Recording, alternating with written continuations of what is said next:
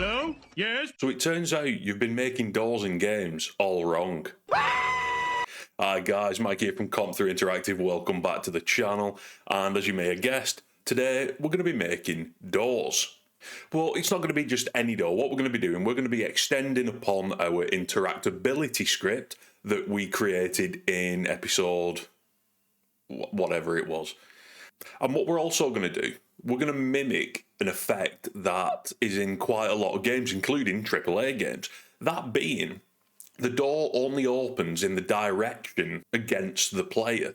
So no matter what direction you're facing the door, it will always open outwards, so you don't get that stupid hit back that you get in a few games, including my own.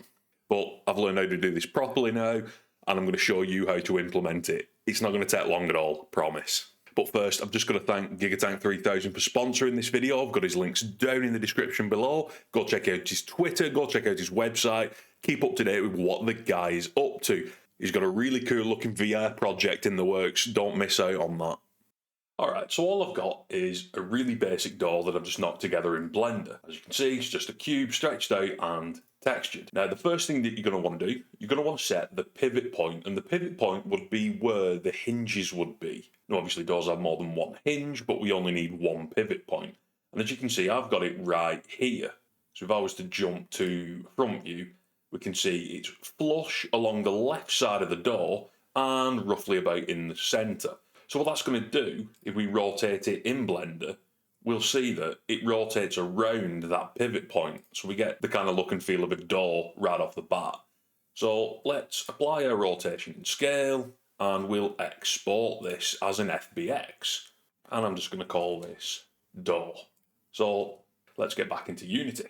So we've got our first person controller project set up here, and I'm going to put it right about here. So let's have a look at that door. We drag this in, and there we go. We have a door.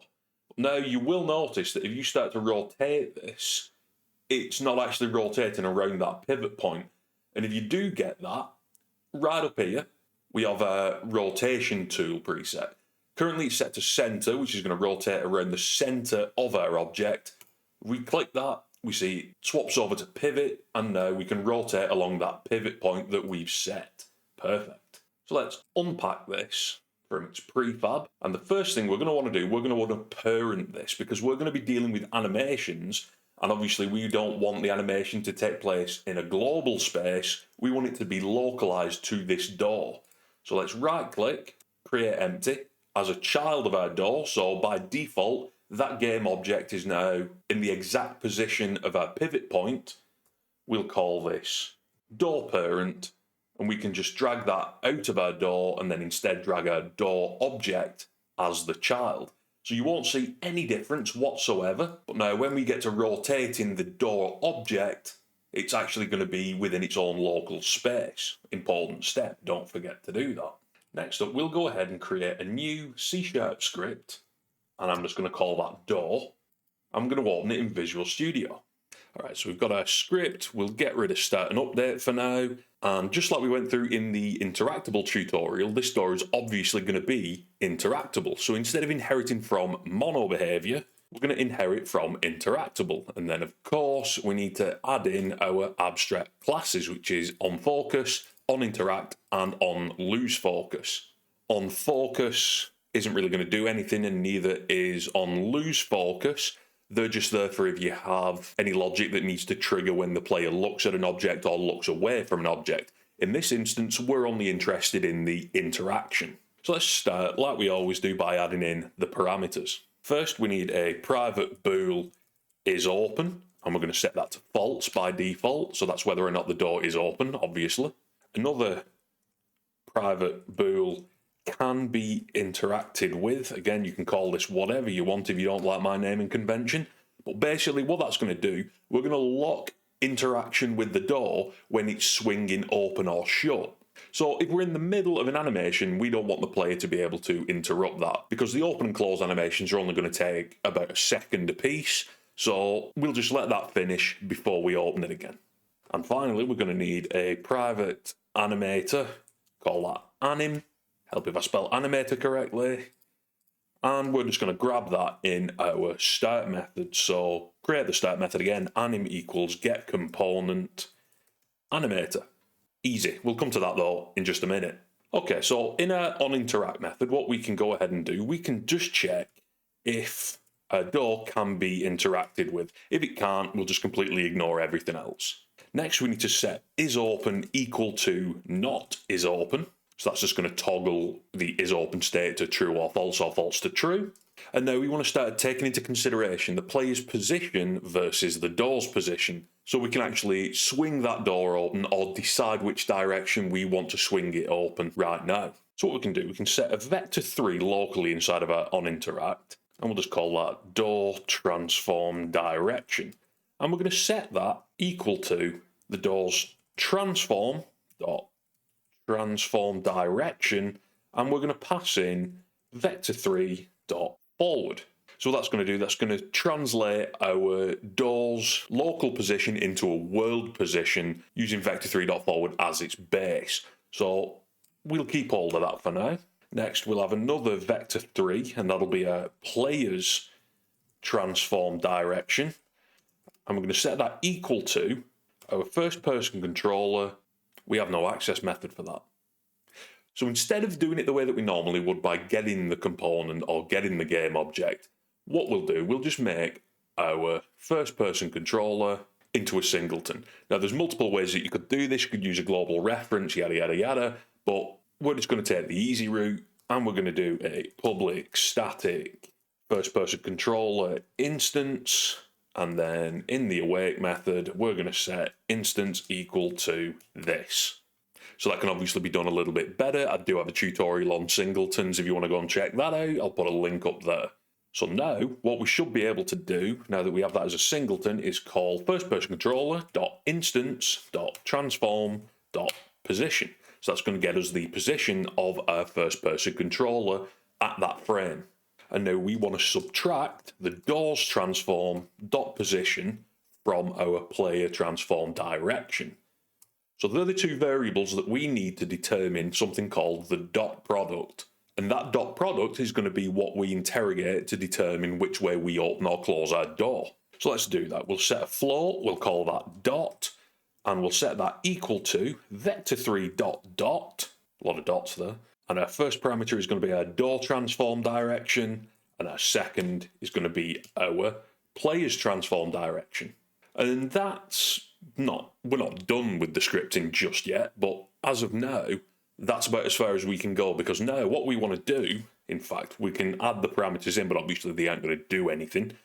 We want to set anim.setFloat, and we're going to set a dot product value with our dot, and we're also going to set anim.setBool isOpen, and we're going to use our isOpen parameter there. So now the animator is going to be what swings the door. So let's jump back to Unity, and we can start animating this thing. So let's start by creating a new animator controller. We'll call that door control, and we'll attach it to our door child object, the actual mesh, not the door parent. Open our animation tab, and we can create a new animation for our door. Now, for the first one, we're just going to call closed idle, and we're not going to touch that. Apart from, we're going to make sure that we uncheck loop time, because we don't want this animation to loop. We don't want any of these animations to loop. We just want them to fire once, and then that's it. So our closed idle is going to be the state where it's just completely closed and no one's touching it. Easy stuff. So let's click inside of our animations, add a new clip, and we're going to call this one open in.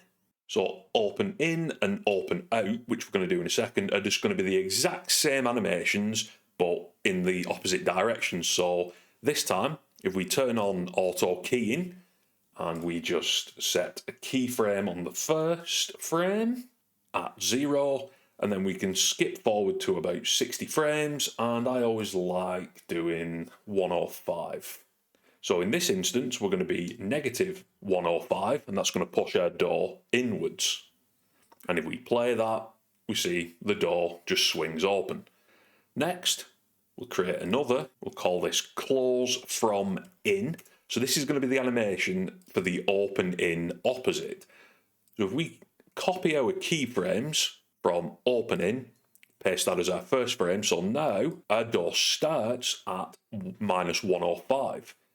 And right at the end on frame 60, we want to set that Y value back to 0. So this time it's going to go in the opposite direction. We're going to close the door. And then you may guess where I'm going with this.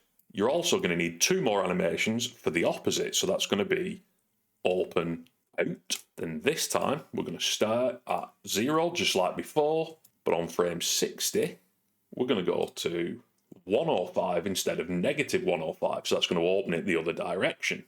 Copy that keyframe, create a new animation clip, and then close from out. Paste that in, so we start at 105, skip to frame 60, and revert that back to 0.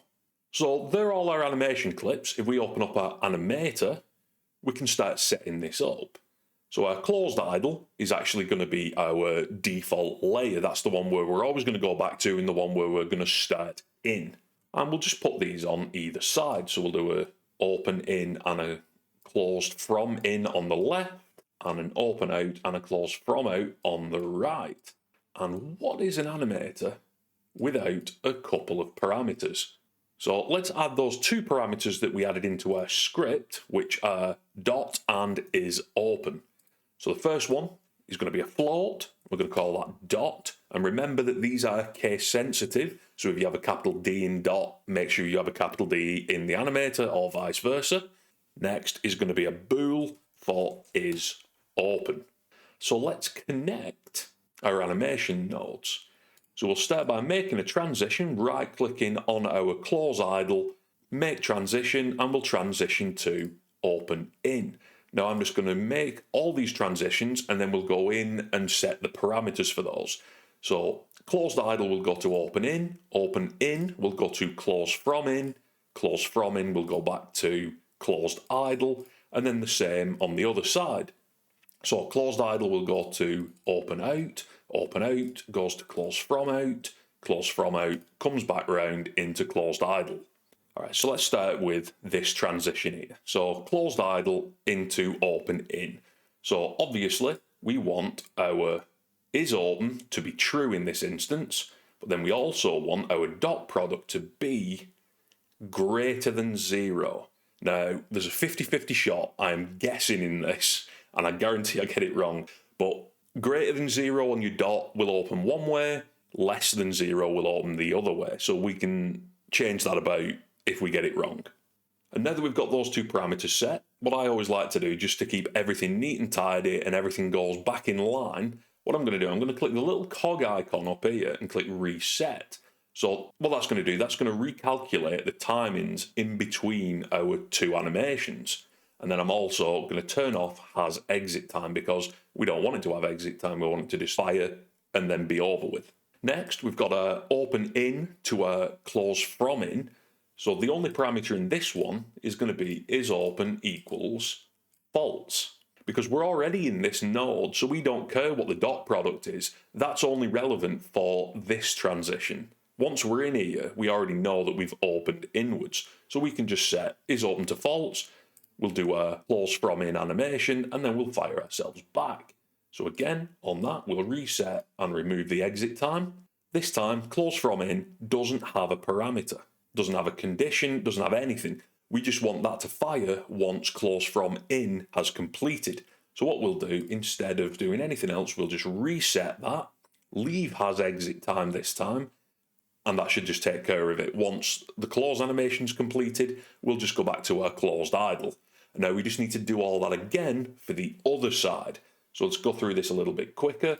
So we want our dot product this time to be less than 0, and we want is open to be true. So we'll go into our open out. We'll reset and remove has exit time. Next, we want our is open to be false. We'll reset and remove has exit time. So now open out, we'll go to close out when our door is closing. And then finally, for that one, we just want to reset that. We do want to leave has exit time for that. And we'll fire back into our closed idle. Whew. I hope this is making sense. So let's see what happens if we add our collider, a box collider, to the door, because obviously we need a box collider because it's an interactable, and then we're going to add our door script onto that as well. And just so I'm not walking halfway across the map, I'm going to move my controller closer towards the door.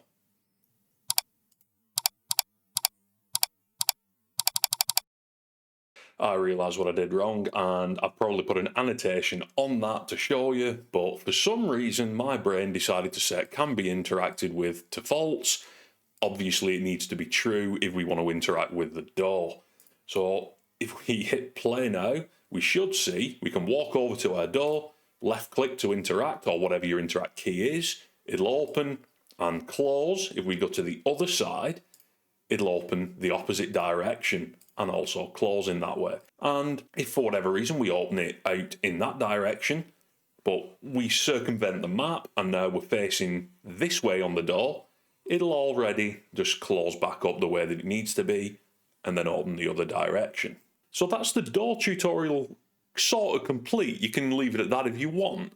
But what I'm going to do, I'm going to add an optional extra to the end of this where the door is automatically going to close if the player leaves its range. Now you'll see this in a lot of games like Resident Evil. The doors don't stay open permanently.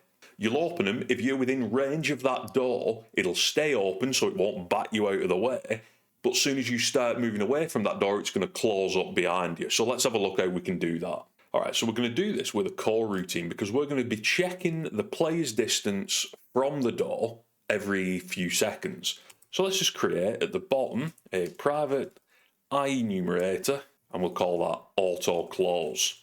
Now we need to loop around while we're open, so while is open, and we can yield return new, wait for seconds, and we'll wait 3 seconds in between each check for the distance between the player. So then we'll just check if vector3 dot distance, and that's going to be the distance between the door's transform dot position and also our first person controller dot instance dot transform dot position. I'm going to check if that's greater than 3. It can be anything, so that's going to be 3 units away from the door. We're going to set is open to false. We're going to set our animation parameters again, but this time, if I just copy those down here, we want to set our dot product to 0 because we're neither opening nor opening the door. And then we want to set is open to be is open, which is going to be false. And then the last thing we need to do, we just want to start that core routine after the door has been interacted with. So after we've set our animation parameters, we'll start the core routine and leave it at that. So if we jump back in and interact with our door and then step away, see if I can get 3 meters back, we automatically close the door. We open it from the other side, a couple of seconds, and then we automatically close the door. But if we stay inside the door frame, the door won't move. Move out of the way, and it closes back up. Beautiful. And the last thing we want to do, we want to actually implement that system wherein we can't interact with the door if it's opening or closing. So let's head back over into our script. We'll add 2 more private methods. So that's going to be private void, animator, lock interaction. And we're also going to copy that and we're going to call that unlock interaction. And all this is going to do is it's going to use the can be interacted with. And we're going to set that to false when we want to lock it. And we're going to set it to true when we unlock it. And now you may notice I've prefixed these with animator. That's because these are going to be animation events. So inside of our actual animations, what we can go ahead and do, we'll start from the top. Now we don't need one in closed idle, but we will need these in the other 4. We'll start from the top. We'll add in an animation event using this little button here. That'll put a little white or blue with its selected marker above the current frame where our playhead is. And then up in the top right, we can gain access to the methods of the scripts attached to this game object. So what we want to do at the start of the animation, we want to lock the interaction. We'll jump over to our last frame, add another animation event, and then we'll unlock the interaction. And we can just do that on each of our animations.